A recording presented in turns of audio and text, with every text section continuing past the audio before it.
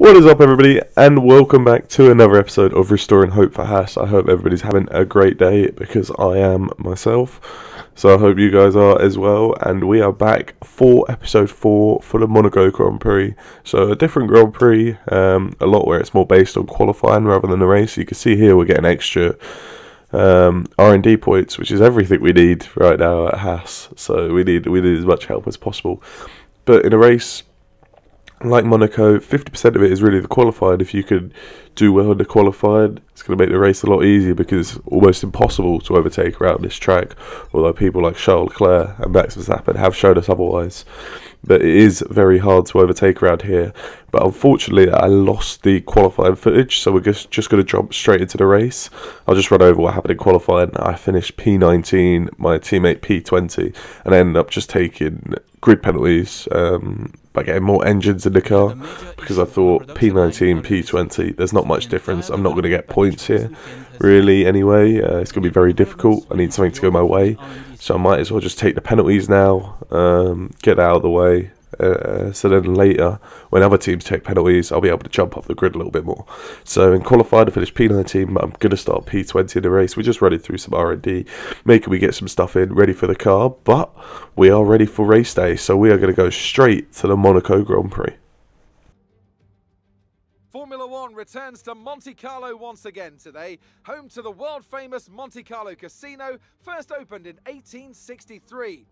And, of course, a certain road race, first held here in 1929.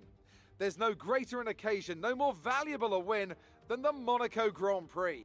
Off the back of a fantastic qualifying session, it's time to see how our starting grid looks for today's race. An immense lap from Lewis Hamilton yesterday puts him on pole position, and Valtteri Bottas will line up alongside. As we continue through the rest of the grid today, we have Verstappen, Perez, Charles Leclerc and Sainz, Fernando Alonso, Norris, Ricciardo and Pierre Gasly, Ocon, Vettel, Yuki Tsunoda and Raikkonen, Giovinazzi, Russell, Nicholas Latifi and Lance Stroll, Mazepin, they'll be starting further back after an earlier grid penalty, and Stevens. And with preparations almost complete, let's head down to the track. So there you have it. We're starting P20 in Monaco. We're just going to try our best to see what we can do, make up some positions, maybe try and get ahead of a few people in the first lap, and then just run our race, have a bit of fun around Monaco, because it is it's a fun racetrack to race on F1, but it's also very focus driven. So we're going to start on the mediums, and we're going to see what we can do. But 5 red lights,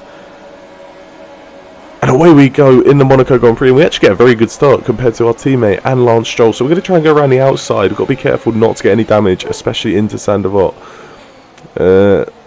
As you know from previous F1 games, no heroics in the Saint-Devote, please. And we do manage to get around the outside. We're already up in the P16, so we've already got past 4 cars off the start. And yeah, we are flying, and you can see there, we almost go straight into the wall. And I think I got clipped by the Alfa Romeo, and I did very well to recover it, because that was almost our race over. Not even half a lap into the Monaco Grand Prix, so that would not been ideal. And you can see here we're going around the outside of Kimi Raikkonen, bit of contact. There's not much room around that hairpin, but we get that move done as well. So we're up into P15 on lap 1, so it's a great start. On the medium tyres, and you can see here what happened and why I had that snap of oversteer, and you can see clips my back left tyre, does Giovinazzi, and that was almost all she wrote for us in the Monaco GP, but we just managed to avoid it and keep our way going. So we're still on lap 1 here, and we're going to try and catch up to George Russell ahead, who's also on the mediums in the Williams, and our car is pretty close to the Williams now. So we're trying to keep with him, knowing that should be our pace. And you can see we've lost about a second over the course of 6-7 laps. But we are getting away a bit from the Alfa Romeo behind, who is on the harder compound tyres. But we're kind of in a bit of a boring race right now. It's just us by ourselves in P15, just doing what we can, trying to stay ahead of the game, ahead of the other people, in case a safety car does come out, so that we could capitalise on it, pit early, and maybe just defend for our life for the rest of the race, because overtaking on Monaco, like we know, is very, very difficult. And we're going to switch to this point of view. I love this camera, especially around Monaco. It looks perfect. You're right by the walls, going into each corner. It just looks so good from here. So we're going to have a look from this wing, and you can see I run a little bit wide, and there's a chunk out of my wing on the right hand side, and I didn't know this at the time, but around Monaco you do not want wing damage. It's going to be a killer. It's just going to pretty much ruin your race, and I didn't realise I had this wing damage. You can see in the top left corner we've lost about 3 more seconds to George Russell within 4 laps, so we're losing almost probably like 8/10 a lap to him, showing that this wing damage is really affecting us, because before we were maybe losing a couple tenths a lap, now we're losing more than half a second, almost a second a lap to him. So yeah, we've got wing damage, and halfway through the race we've managed to make this stint go. I didn't realise I had wing damage. I thought maybe it was tyre temps, or I just wasn't racing as well, but the wing damage definitely had an effect on me. And you can see we're going to pit now, because we've got a load of people who had already pitted earlier behind us, and we don't want to hold them up and cause a little fight. But as we come into the pit lane, we're going to see, obviously we're going to go all the way to the back because we are Haas. We're going to see that our pit crew is holding a new wing, so they're ready to change that wing, and I was not aware of this. I didn't want this wing changed because it wasn't losing too much time, but I didn't even know that we had wing damage, so yeah, that came as a surprise to me when I came into the pits. I think I would have came out maybe ahead of some other cars, and we would have been further up the grid, maybe 4 or 5 places up the grid. Well, we would have been ahead of Stroll there, as you can see, and then when the other pits would be ahead of them. But yeah, did not realise we had wing damage, so we just have to continue with our race on the hard tyres. A bit annoyed, knowing that our race is almost over because of the wing damage.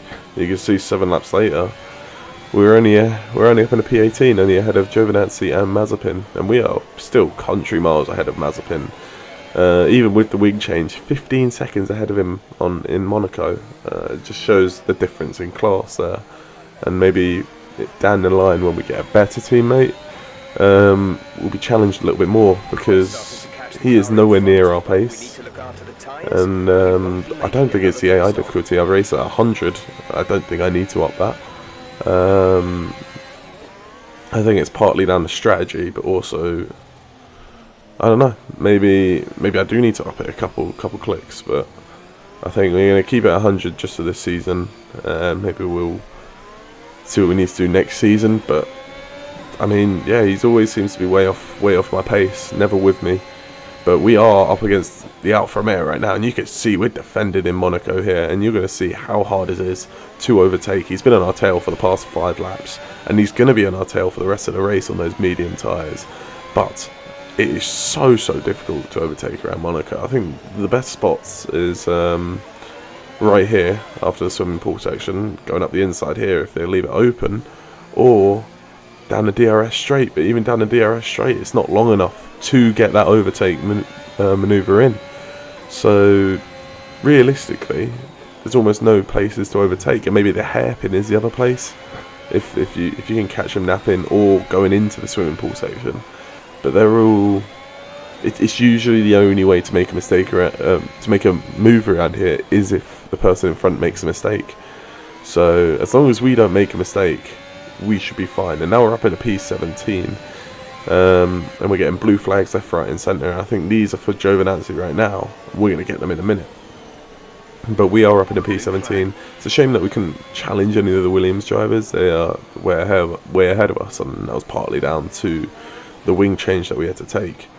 And you can see we got a Ferrari behind us. Giovinazzi's already let him pass, and we have to do this tactically. We have to let him pass at the right time, soon enough so we don't get a penalty, but also not at the wrong time where Giovinazzi can have a go up us down into the next corner, because the AI are good at timing on letting the AI pass. I've noticed that, especially under blue flags. So you can see we've got Verstappen here behind us now. I think it's either Verstappen or Perez.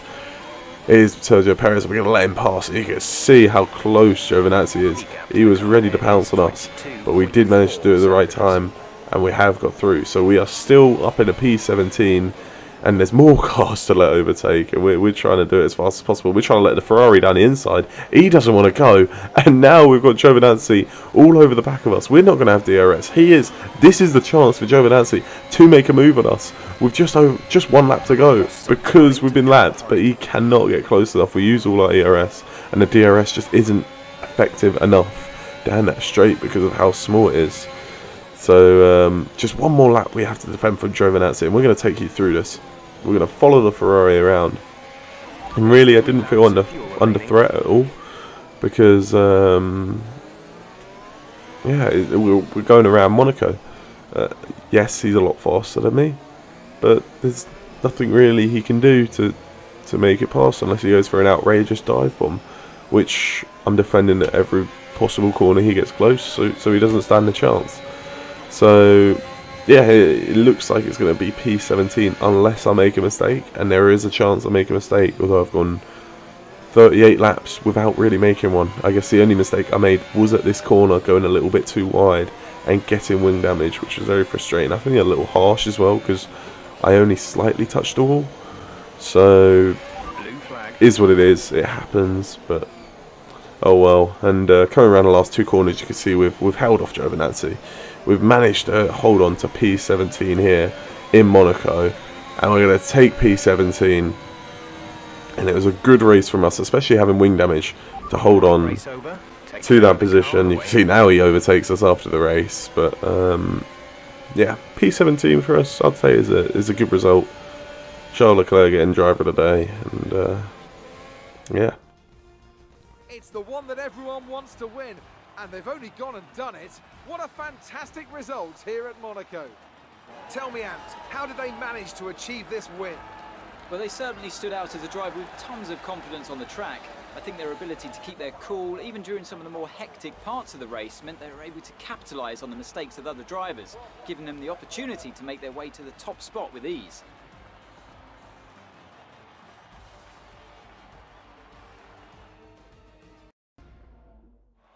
After an excellent performance at the Grand Prix, I'm sure there'll be plenty of celebrations tonight amongst the Mercedes team, and they certainly deserve it.